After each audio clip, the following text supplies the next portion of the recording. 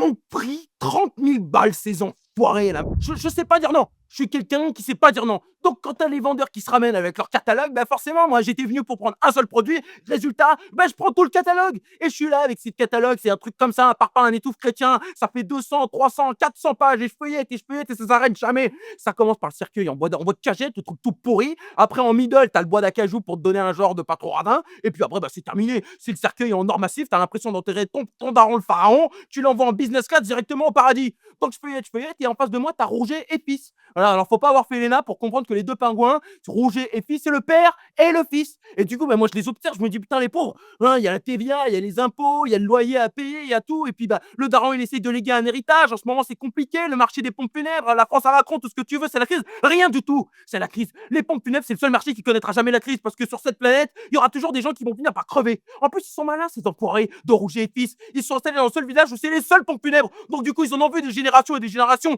venir chez Rouget et Fils. Et c'est des enfoirés parce qu'ils t'accueillent en disant toutes mes condoléances, je suis désolé, on va l'accueillir du mieux qu'on peut vers l'au-delà et tout machin. Tu parles. Ils se font du business, ils se font de l'argent sur ton deuil, sur ton malheur, ces enfoirés en se frottant les mains comme Monsieur Burns. Donc moi je suis là, je leur dis écoutez, voilà, le daron de toute façon il en avait rien à foutre de toutes ces fioritures, envoyez-moi un cercueil en bois de cagette et puis c'est terminé. Un bois de cagette on va pas avoir et puis vous savez votre daron, je pense que l'acajou lui irait mieux au teint, etc. Je regarde les deux pingouins, j'avais envie de leur dire vous avez vu le teint du daron de son vivant, il avait le teint plutôt palo. Donc je pense que l'acajou il en a rien à foutre, ça lui passe complètement au-dessus. Mais bon, comme je suis un bon pigeon, je me laisse avoir par toutes leurs techniques de vente. Et bah vas-y, envoie les 9 000 balles, putain, fais chauffer la carte bleue. Et ça recommence comme ça, et puis c'est pas terminé, parce qu'ils ont vu que sur mon front c'était écrit bon putain de pigeon. Et donc du coup, ouais, ils l'ont pensé, le filon, ils l'ont pensé. Et pour la bouffe, vous avez pensé à quelque chose? Comment ça pour la bouffe? Qu'est-ce que tu me racontes, toi? Tu crois que quoi, on va festoyer sur la dépouille de mon père? Qu'on va danser la polka et les claquettes sur le cercueil de mon daron? Messieurs, dames, venez festoyer la mort de cet enculé de Jean-Pierre qui nous a enfin quittés. On va finir au McDonald's. De toute façon, avec ma famille, on peut pas se blairer. Donc, on va se bouffer un Big Mac et ce sera terminé. Ah, mais quand même, non, parce qu'on a un traiteur qui fait des petits fours et des petits apéros très très sympas. Des apéros et des petits fours très très sympas à 3 000 balles. Tu penses bien que le traiteur, oui, oui, je l'ai pris le traiteur à 3 000 balles avec ses petits fours et machin, t'en bouffes un, tu finis dans tous les cas au McDo parce que t'as encore faim. Et puis bah vas-y, envoie, fais chauffer la carte bleue, là, envoie le chèque, mon Suisse, hein, parce que c'est pas fini. Vous avez pensé à quelque chose pour l'animation? Mais quoi, pour l'animation, je vais ramener mon téléphone, une enceinte Bluetooth et on va envoyer du Patrick Sébastien à qu'est-ce qu'on laisse serrer au fond de cette boîte saprarée, le daron de là où il est. Ah ben enceinte Bluetooth, on va pas avoir, vous savez. Bah t'inquiète pas, mon chef, t'inquiète pas, on va envoyer de la voix là, j'ai du corps, on va pousser la chansonnette. Et il m'a dit, mais justement, en parlant de chansonnette, on a un petit chanteur très très sympa, pas trop connu, petit chanteur très très sympa, pas trop connu, Jean-Jacques Goldman, pas très sympa, trop trop connu, pas trop trop cher, 15 000 balles Jean-Jacques Goldman, hein. Et ben tu te donnais un... Oui, je l'ai pris Jean-Jacques Goldman, oui, à 15 000 balles, je l'ai pris, putain, il est venu Jean-Jacques Goldman, il a fait sa chanson là, on partira, on ira, on partira, il a fait une chanson, il a pris 15 000 balles, et ensuite il allait se fourrer devant le buffet, et il a bouffé tous les petits fours. Du coup, moi j'arrive, je vois que Jean-Jacques Goldman, putain, s'en fout de commerce et les enterrements. Il est pas fâché avec le bonheur, cet enfoiré. Il prend un cachet, 15 000 balles, une chanson, et il bouffe tous les petits fours. J'arrive dans le buffet, il n'y a plus rien. Il n'y a plus rien. Et t'as la famille qui se ramène, bah alors, t'as pas pensé à la bouffe? Je fais, mais non.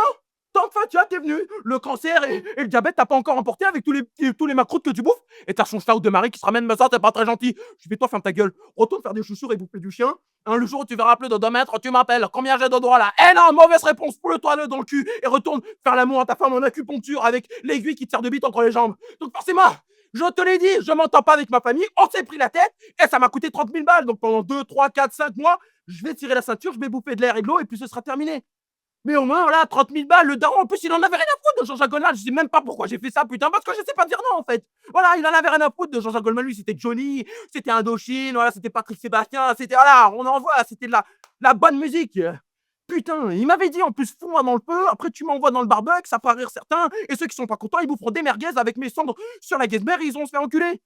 Mais bon, je pouvais pas faire ça au daron. Le daron, il s'était battu comme un diable contre la maladie. Elle lui a mis un uppercut, mais il s'est battu comme un diable, donc je devais au moins ça, le daron. Parce que c'était un bon. Donc, minimum, à cajou, 30 000 balles, Jean-Jacques Goldman, et vas-y, on envoie le traiteur, tout ce que tu veux. Au moins là, dans la cajou, il était bien confortable et tout, et t'allais rejoindre business class Michael Jackson, Elvis Presley, et là, les meilleurs amis sont réunis pour péter toute l'éternité, là. 30 000 balles, moi, en attendant, elle me fait un trou comme ça, moi. Putain. Et tu vas voir que bientôt, c'est la daronne qui va y passer. Alors elle, ça va coûter 60 000 balles, hein, connaissant la famille. Je vais devoir lui laisser un œillard, un membre, tout ce que tu veux. Je vais arriver à l'enterrement, je serai comme ça, hein.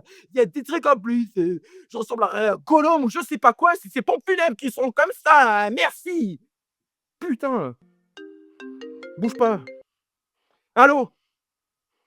Non, je vous ai déjà dit que l'assurance vie, je ne suis pas ça ne m'intéresse. Eh ben vas-y, alors dis, fais-moi ta déballe. Qu'est-ce que tu vends?